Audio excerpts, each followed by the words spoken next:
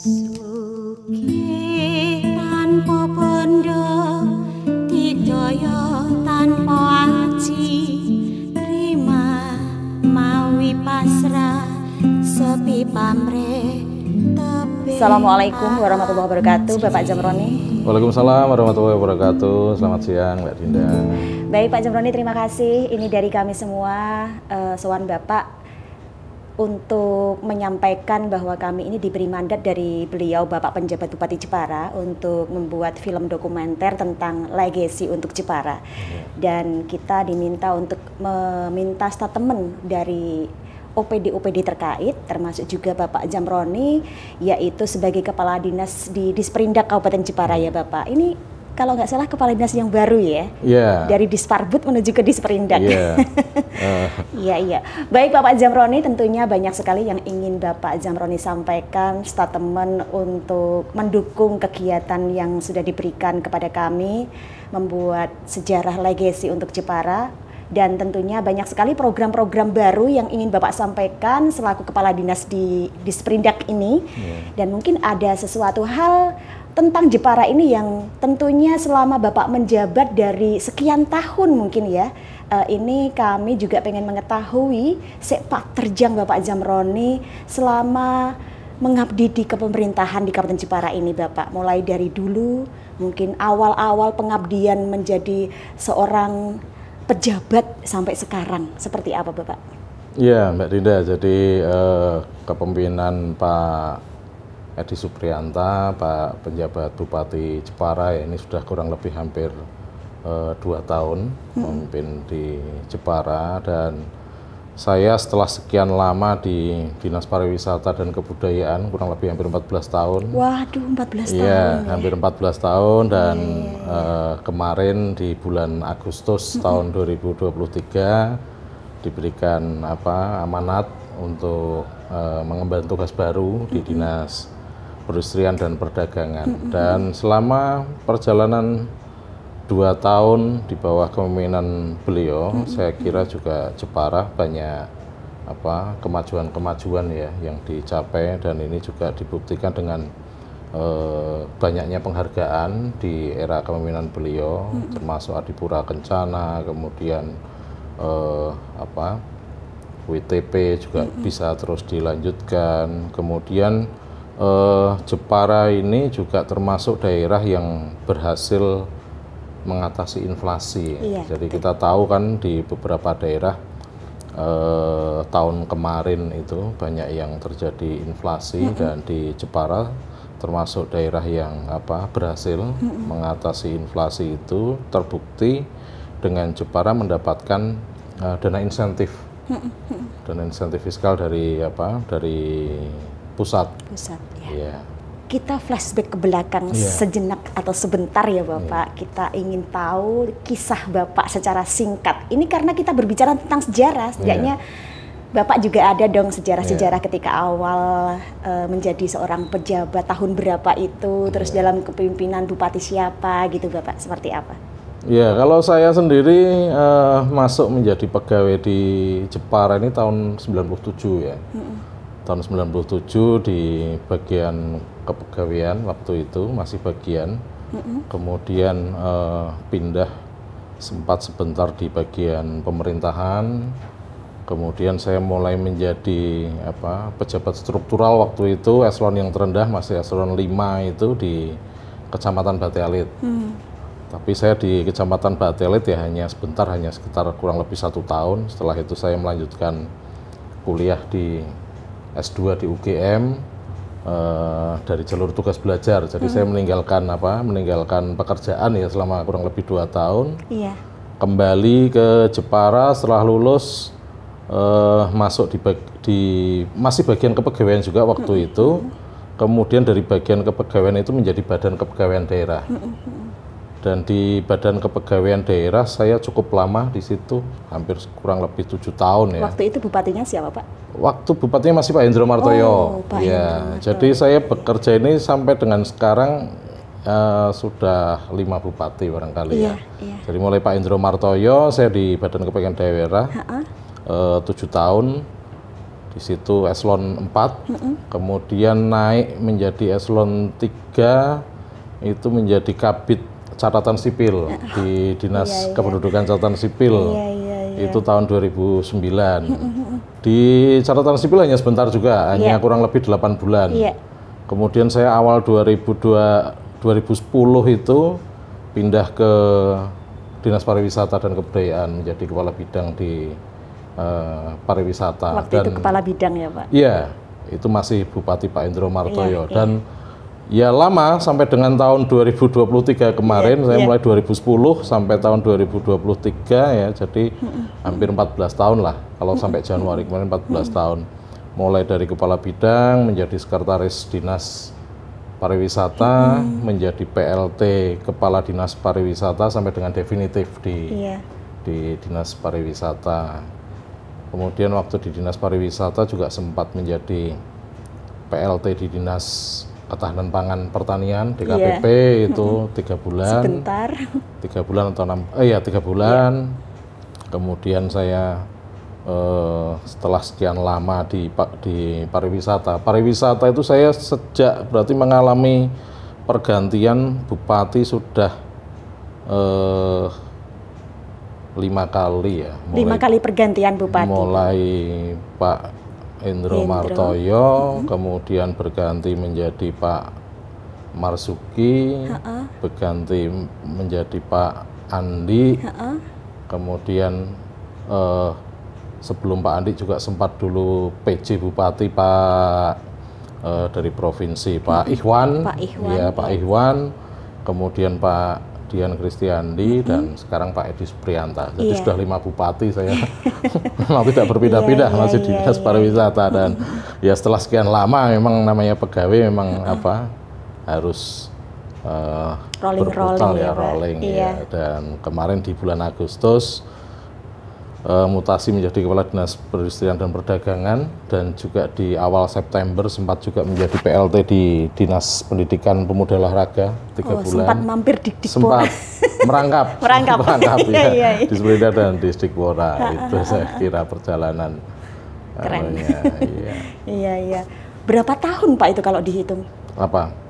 Dari mulai awal 97 sampai dengan saat ini 2024, berarti kurang lebih sudah berapa tahun itu?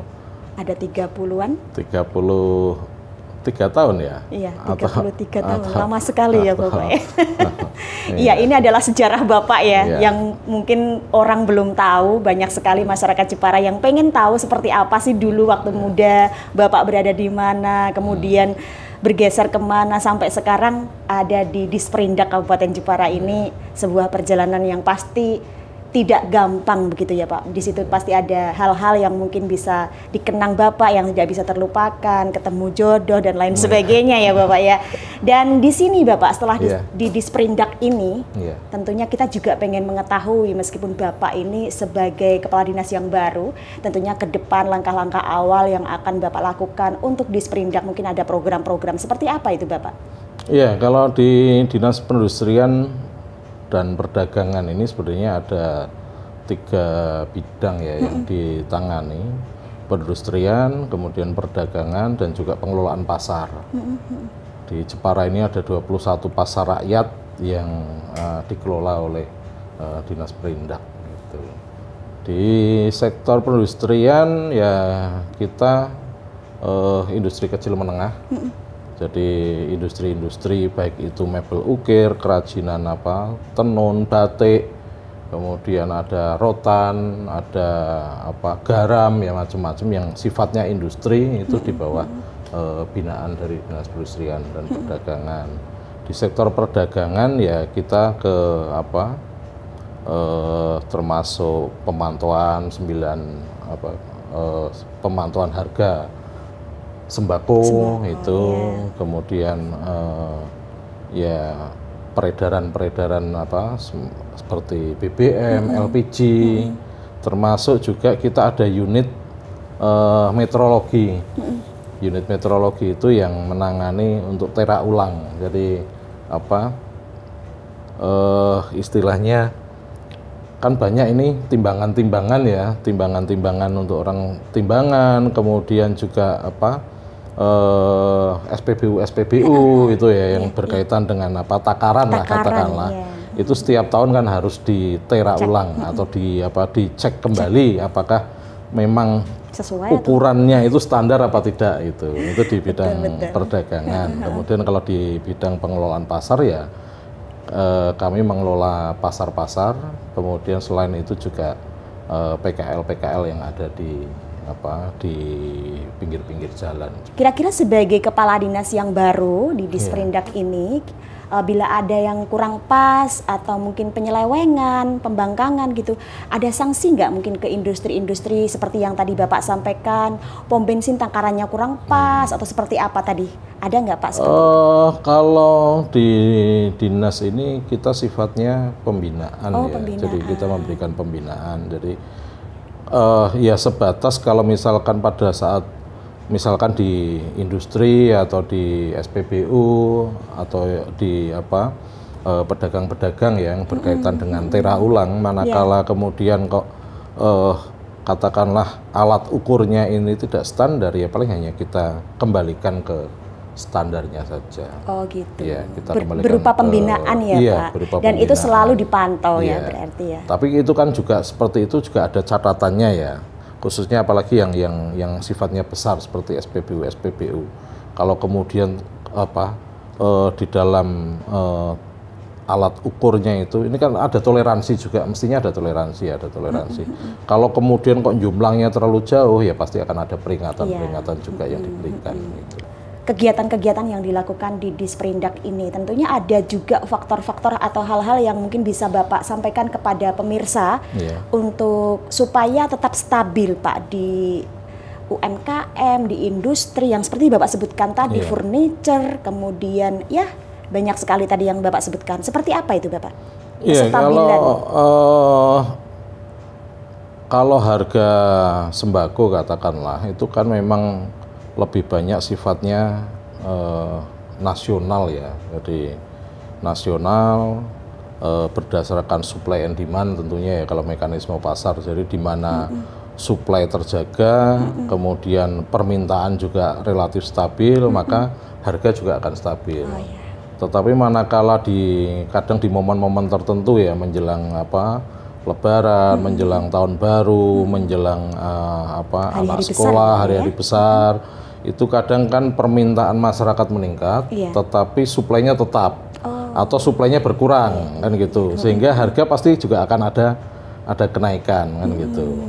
Suplai berkurang itu bisa jadi karena kalau yang berkaitan dengan komoditi pertanian, perkebunan, kadang kan karena masa paceklik, kemudian ada gagal panen, ada musibah seperti kemarin ada banjir yang di daerah Purwodadi, Demak itu sampai sekitar 6.000 hektar sawah yang akhirnya gagal panen, itu akhirnya juga berimbas juga mungkin yang kondisi saat ini kan harga beras saat ini ya yang ada sedikit kenaikan ya faktor-faktor seperti itu. Jadi kalau di kami memang ya sesuai dengan tupoksinya setiap hari kami melaporkan. Jadi manakala nanti kok terjadi lonjakan yang terlalu tinggi katakanlah, berarti harus ada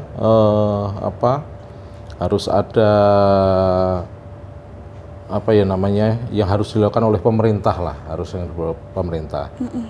Nah, pemerintah juga untuk mengatasi seperti itu biasanya kan ada semacam kegiatan pasar murah atau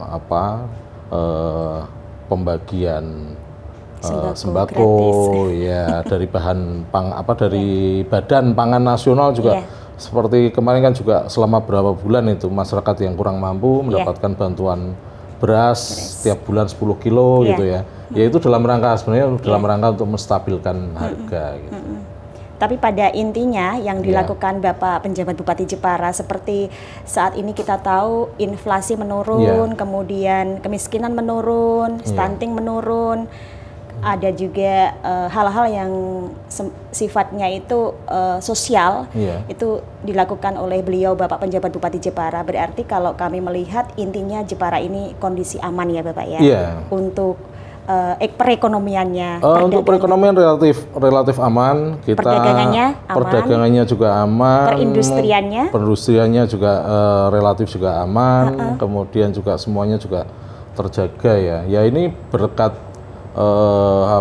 di bawah kepemimpinan beliau, saya kira juga semua OPD yang terlibat. Karena ini kan tidak hanya dilakukan oleh Dinas Perindustrian dan Perdagangan ya, berkaitan dengan Dinas Ketahanan Pangan, berkaitan dengan bagian perekonomian, berkaitan dengan sinergi ya Pak ya. Sinergi, saling sinergi bersama-sama. Bagaimana sih manakala ada situasi yang katakanlah kurang kondusif atau tidak stabil dan lain sebagainya, ya gerak cepat itu yang saya kira gerak cepat itu saya kira yang memang perlu dilakukan. Baik Bapak Zamroni, satu hal Bapak, tentunya ada rasa simpati yang mungkin bisa Bapak sampaikan, kesan-kesannya untuk beliau Bapak penjabat Bupati Jepara dalam beliau melakukan gebrakan-gebrakannya selama kurang lebih 2 tahun ini. Jepara aman tadi seperti yang Bapak bilang. Kesannya seperti apa untuk beliau? Kami menyampaikan terima kasih kepada Bapak penjabat Bupati Jepara ya, walaupun beliau katakanlah ditugaskan sebagai penjabat bupati mengisi kekosongan di kepemimpinan di Kabupaten Jepara ini, tapi beliau mampu merangkul semuanya. Teman-teman OPD juga bisa bersama-sama ya sesuai dengan tupoksinya masing-masing, memberikan respon yang cepat manakala ada laporan, ada keluhan-keluhan di masyarakat, itu cepat ditangani, cepat ditanggapi, sehingga ya harapannya juga ini memberikan kepuasan kepada masyarakat, karena memang tugas dari pemerintah ini pada prinsipnya kan melayani masyarakat. Jadi apa yang diinginkan oleh masyarakat ya sebisa mungkin pemerintah hadir. Gitu. Harapan untuk Jepara, harapan untuk pemimpin ke depan. November nanti kan ada pergantian pemimpin, pemilihan maksud kami ya. Itu seperti apa Bapak? Ya harapannya siapapun nanti ya yang akan tampil di dalam kontestasi politik, utamanya di pemilu kada, pemilihan bupati wakil bupati di Kabupaten Jepara ini ya bisa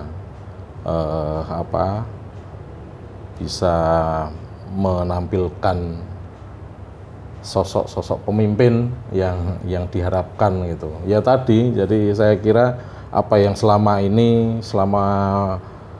bertahun-tahun saya menjadi ASN di Jepara, berganti-ganti bupati, saya kira juga terus ada progres juga, dan harapannya ya siapapun nanti yang terpilih itu juga mampu terus meneruskan, mengembangkan, melanjutkan, barangkali apa-apa yang masih kurang ya ditingkatkan, yang sudah baik juga bisa dipertahankan.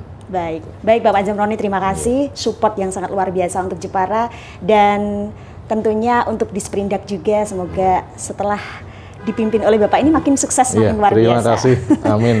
Assalamualaikum warahmatullahi wabarakatuh. Waalaikumsalam warahmatullahi wabarakatuh.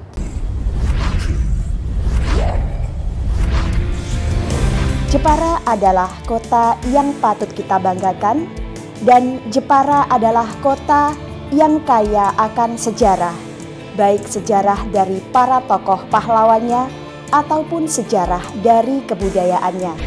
Bekerja sama dengan penjabat Bupati Jepara, Bapak Edi Supriyanta, membuat sebuah program tentang legasi untuk Jepara atau sejarah Jepara, yang di sini agar Jepara menjadi kota yang selalu kita kenang, terutama buat generasi muda.